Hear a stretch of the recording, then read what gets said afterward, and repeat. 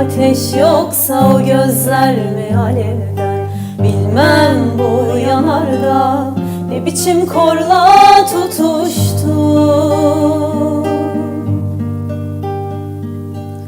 Pervane olan kendini gizler mi alevden? Seni istedin ondan, bu gönül zorla tutuştu.